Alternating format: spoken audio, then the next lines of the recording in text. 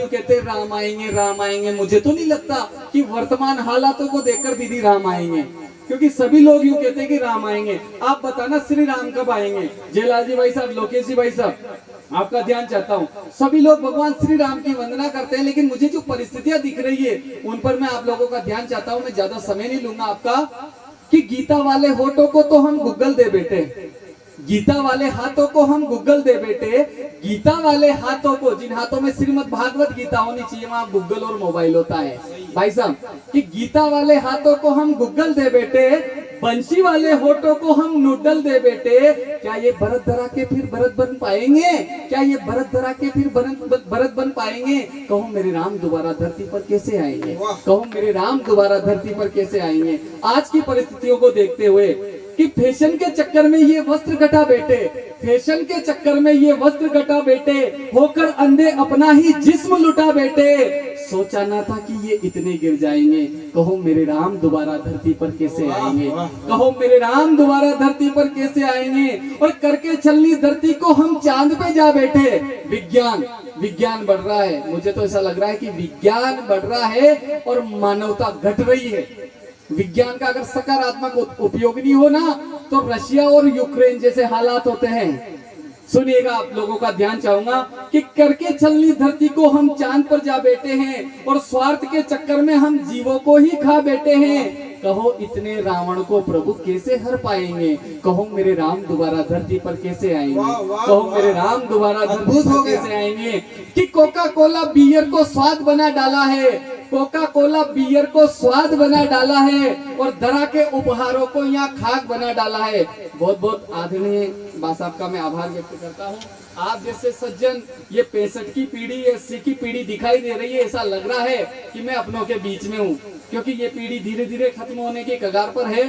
तो बड़े बुजुर्गों का मैं सम्मान करता हूँ कि कोका कोला बियर को स्वाद बना डाला है और धरा के उपहारों को यहाँ खाक बना डाला है। और गंदी जुबा वाले मुंह हरि गान कैसे गाएंगे? गंदी जुबा वाले मुंह हरि गान कैसे गाएंगे? कहो मेरे राम दोबारा धरती पर कैसे आएंगे?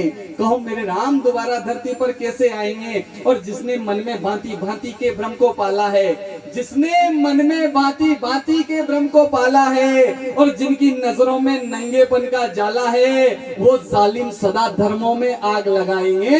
कहो मेरे राम दोबारा धरती पर कैसे आएंगे? कहो मेरे राम दोबारा धरती पर कैसे आएंगे? और धर्म को केवल धंधे की दुकान बना डाला है, धर्म को केवल धंधे की दुकान बना डाला है और कुछ मूर्खों ने स्वयं को भगवान बता डाला है।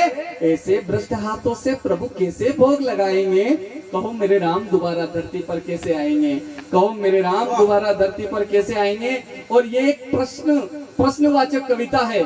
इसका एक उत्तर अगर कवि नहीं देता है तो वो अधूरा माना जाता है, क्योंकि साहित्यकार अगर प्रश्न खड़ा करता है तो उसका हल भी देकर जाता है। चंद पंक्तियों के माध्यम से मैं मेरी वाणी को विराम दूंगा। मैं आपका आभारी हूँ, सुनील का आभारी हूँ कि इस कवि सम्मेलन को आपने भव्य बनाया। हम विशेष नहीं है, आप लोग विशेष हो।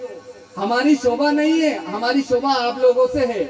आप सबका मैं ऋणी हूँ और चंद पंक्तियों के माध्यम से मैं मेरी वाणी को विराम दूंगा कि भूल से भी हो गया है नुकसान किसी का तो, कि भूल से भी हो गया है नुकसान किसी का तो जीवन में उसका भी खेद होना चाहिए। और भावना विशुद्ध रहे, जनता प्रबुद्ध रहे, घर घर भारत में वेद होना चाहिए। और सच्चा लोकतंत्र जहाँ सबकी समानता हो, सच्चा लोकतंत्र जहाँ सबकी समानता हो, जातिगत नहीं कोई भेद होना चाहिए। और विनती है मेरी यही कानून के प्रहरी से, बेईमान छातियों में छेद होना चाहिए, बेईमान छातियों में छेद होना चाहिए। और दो बेटियां बैठी हुई है और माएँ बैठी हुई है। इस बेटियों के नाम कविता को रख करके अपनी वाणी को विराम देता हूँ कि क्या है बेटियां? कि बाबुल के दामन में सुने सुने आंगन में तुलसी के पौधे जैसी खिल जाती बेटियां। कि बाबुल के दामन में, आदरणीय रमेश जी भाई साहब बने हुए हैं, कि बाबुल के दामन में सुने सुने आंगन में तुलसी के पौधे जैसी खिल जाती बेटियां। और भैया संग खेलती है, रोटियां भी बेलती है, मैया की पुकार से ही हिल जाती बेटियां। और बेटों को तो डांट कर सुधारना है पड़ता, बेटों को तो डांट कर सुधारना है पड़ता, यहाँ प्रेम रूपी धागे से ही सिल जाती बेटियां।